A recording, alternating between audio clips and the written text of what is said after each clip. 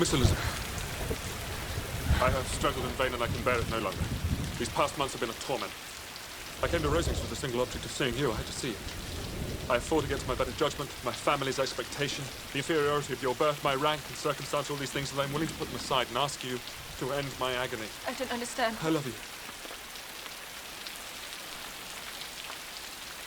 Most ardently. Please do me the honor of accepting my hand. Sir, I appreciate the struggle you have been through, and I am very sorry to have caused you pain. Believe me, it was unconsciously done. Is this your reply? Yes, sir. Are you laughing at me? No. Are you rejecting me? I'm sure that the feelings which, as you've told me, have hindered your regard will help you in overcoming it. Might I ask why, with so little endeavour at civility, I am thus repulsed? And I might as well inquire why, with so evident a design of insulting me, you chose to tell me that you like me against your better judgment. No, believe me, I if didn't I mean... was uncivil, then that is some excuse, but I have other reasons. You know I have. What reasons? Do you think that anything might tempt me to accept a man who has ruined, perhaps forever, the happiness of a most beloved sister? Do you deny it, Mr. Darcy? That you separated a young couple who loved each other, exposing your friend to the centre of the world for caprice, and my sister to its derision for disappointed hopes, and involving them both in misery of the acutest kind? I do not deny it. How could you do it? Because I believed your sister indifferent to him. Indifferent? I watched them most carefully and realised his attachment was deeper than hers. That's because she's shy. Bingley, too, is modest and was persuaded she didn't feel strongly Because for him. you suggested it. I did it for his own good. My sister hardly shows her true feelings to me.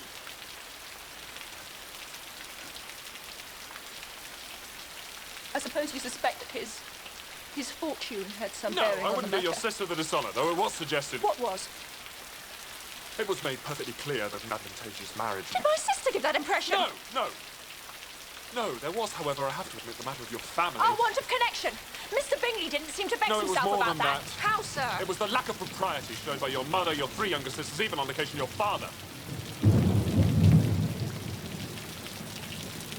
Forgive me. You and your sister I must exclude from this.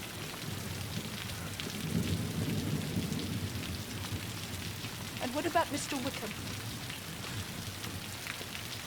Mr. Wickham. What excuse can you give for your behaviour towards him? You take an eager interest in that gentleman's He concerns. told me of his misfortunes. Oh, yes, his misfortunes have been very great indeed. You ruin his chances, and yet you treat him with sarcasm. So this is your opinion of me. Thank you for explaining so fully. Perhaps these offences might have been overlooked had not your pride been hurt by my honesty in admitting scruples about our relationship. Could you expect me to rejoice in the inferiority of your circumstances? And those are the words of a gentleman.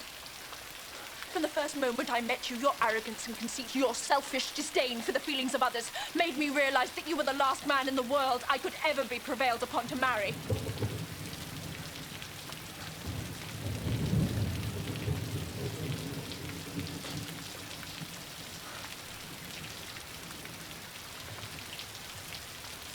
Forgive me, madam, for taking up so much of your time.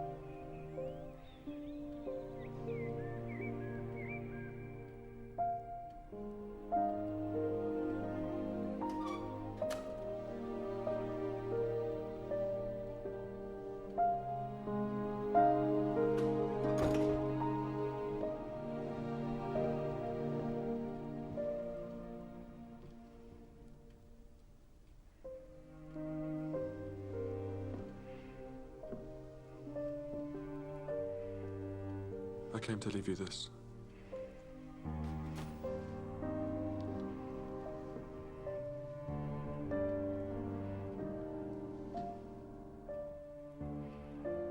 I shall not renew the sentiments which were so disgusting to you. But if I may, I will address the 2 offences you have laid against me.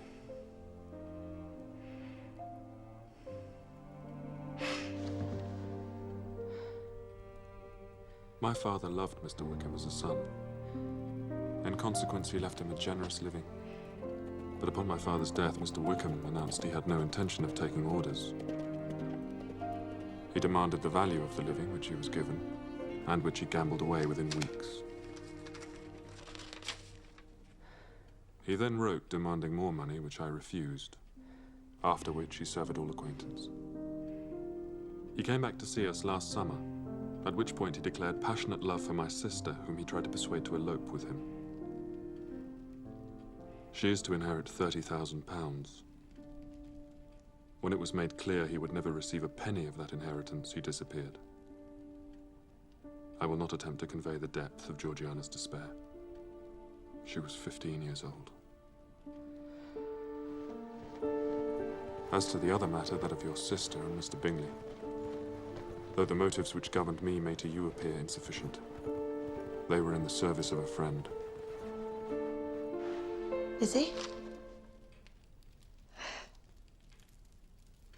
Are you all right? I hardly know.